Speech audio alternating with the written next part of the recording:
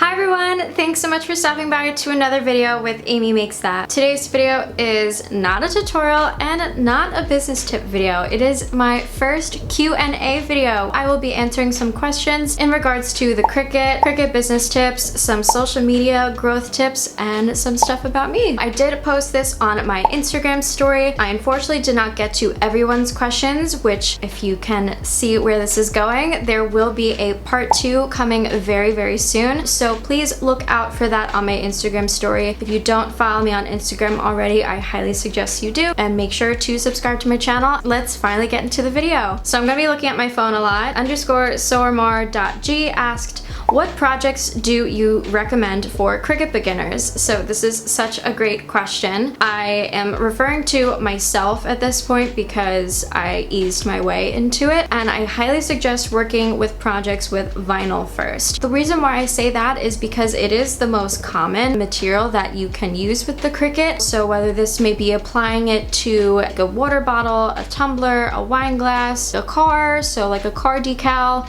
apply it to a notebook, a folder. It doesn't even have to be an intricate design, right? It could just be a word, a symbol like a heart or a triangle, just so you can get familiar with how to weed that project and how to apply transfer tape and apply it to something. You could definitely head over to like the Dollar Tree, get some like blanks, whether it's folders, notebooks, then you can build yourself up to the harder projects. I also do have a whole entire playlist of Cricut projects on my channel, which I will link here. I have a lot of beginner-friendly tutorials. So the second question is from Kaylin. I don't know if it's K-Aloha or K-Loha.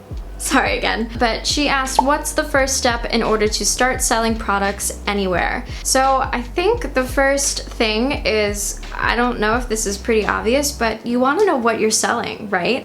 Because if you don't know what you're selling, you can't start a business. Once you know what you're selling, then that can lead into, okay, what niche am I going into? Who's my target audience? Those are the kind of the top 3 questions and the first steps that you should go through when you are starting out with a Cricut business. And I also did a video on how to start a craft business, but I'm looking to do an updated version because I have a lot more tips that I do want to tell you guys. And I did also pull some questions from TikTok. So this question is pertaining to me, which I'm really happy about. And she said, wow, I don't have a Cricut, but your hair, is that your real color? Also tips how to care about it. So my hair is all natural. It's kind of like a strawberry blonde. So the best thing I can tell people is genetics, because my mom actually had long hair. I think genetics is definitely a big help, but also I try not to put a lot of heat on my hair, and I don't wash my hair often. I only wash it about 2-3 times a week, and I do use sulfate-free products. I can put the link of the shampoo that I actually use because it's from Amazon and it smells like coconut, and I love coconut, so I will link that. This isn't a question, but well, it kind of is, but someone said, could you post all of your TikToks on Instagram?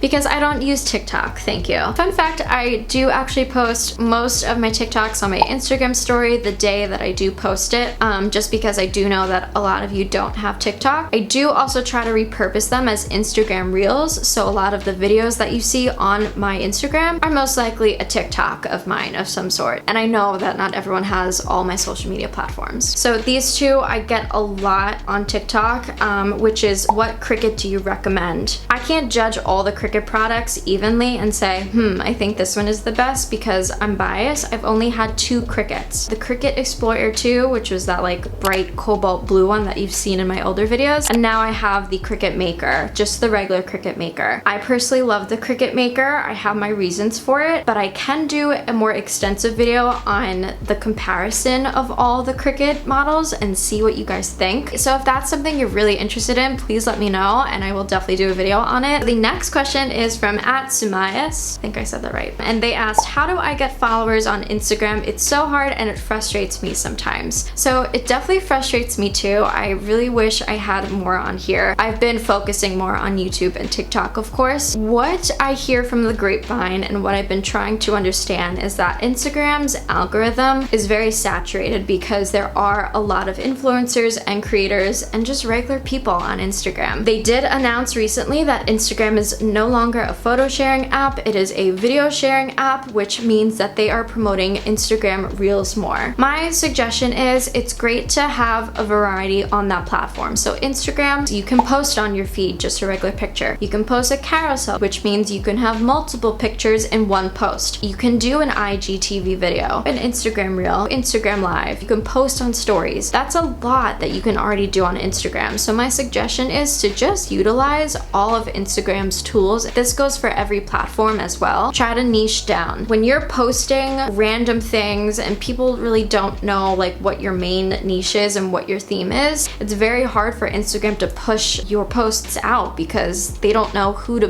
push those posts out to, if that makes sense. You need to, again, establish who your target audience is, what your niche is, and what you're trying to promote to people. So that way Instagram can pick up on your posts and say, hey, I'm gonna push these posts out to this person and that person because they pertain to that content that you're posting. That's probably the best advice I could give. I can also, again, do another video on that too if you're interested. Next question is, what were the first items you started selling and do you still sell? Love your content. Thank you, so sweet. I technically sold on Instagram first, so I just created an Instagram account, which is the one that you're seeing today. I had many Instagram names before Amy Makes That, which is really funny. So if you've been here from the beginning, thank you. But I actually started making doormats from the beginning. I was obsessed with making them, and that was the product that I eventually still went with when I had my Etsy shop. And then I also tried to make wood signs. Wood signs were my favorite. I just loved the look of them, but I realized that it was a lot more work than I thought it would be, and I didn't have the right space to sand, stain, and do everything because I only had my house. I didn't have like a garage to work out of. But then when I got my Etsy shop, I moved into my Outer Banks clothing, and then I still went with my doormats. And for her second question, at the moment, I do not sell. The only things that I technically sell are some SVGs on my Creative Fabrica shop, so you guys can visit that. I always include that in my video description, but I will say, without giving too much information away, that you might be seeing some products from me in the future. And I'm also undergoing a huge revamp under my website. I hate my theme. I hate the layout of it. It's just not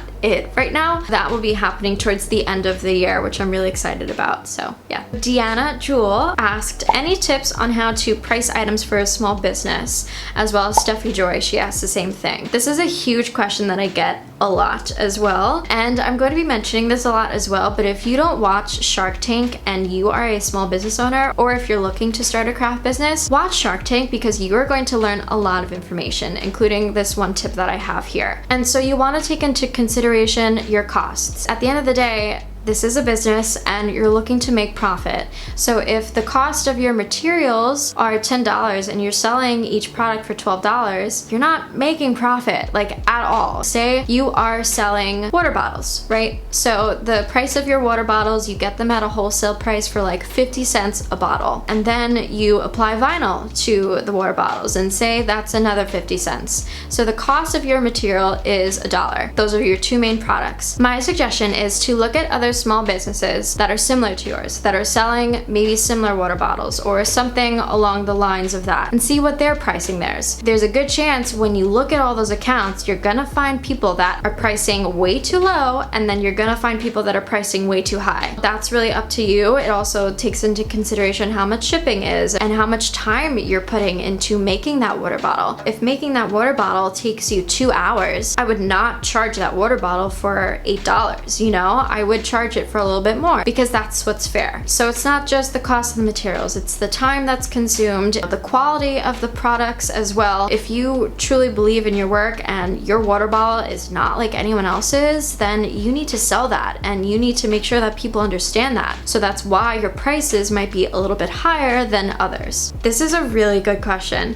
How do you get over the fear of judgment from other people? When I was a teenager, I cared so much about what people thought of me. So much that I was painfully shy. Obviously, I was outgoing to like my close friends, but to everyone else, like in high school, I was the shy, quiet girl. I was judged in high school, and that hurt me. I kind of made myself into like this little shell of a person that was very insecure and just didn't know her worth and was afraid of what other people thought. But what I've learned over the years is that people are going to judge you no matter what. You could be the kindest, nicest human being on the entire planet and someone's gonna hate you. You could be the cruelest, meanest person and someone's going to applaud you. I think this a lot as a YouTuber because I know that there are probably people out there that know me or know of me and that are judging me for doing this, for being a YouTuber, right? And people are probably like, ugh, what is she doing? Like, she's crazy, she's trying to like become YouTube famous or whatever they may think of me. It doesn't bother me. A little fun fact is that the people that are judging you the most are 1,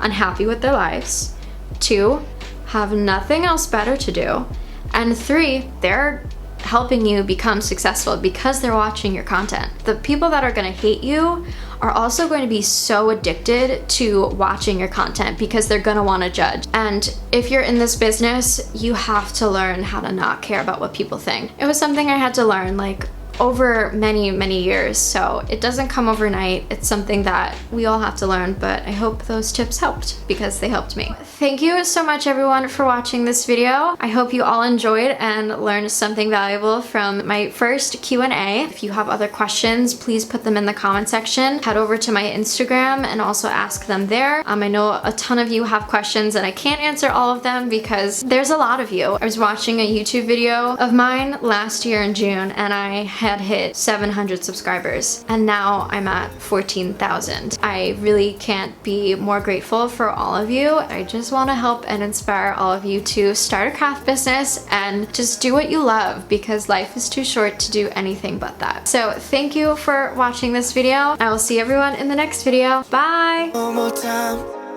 one more time, one more time. I should have told you that I loved you.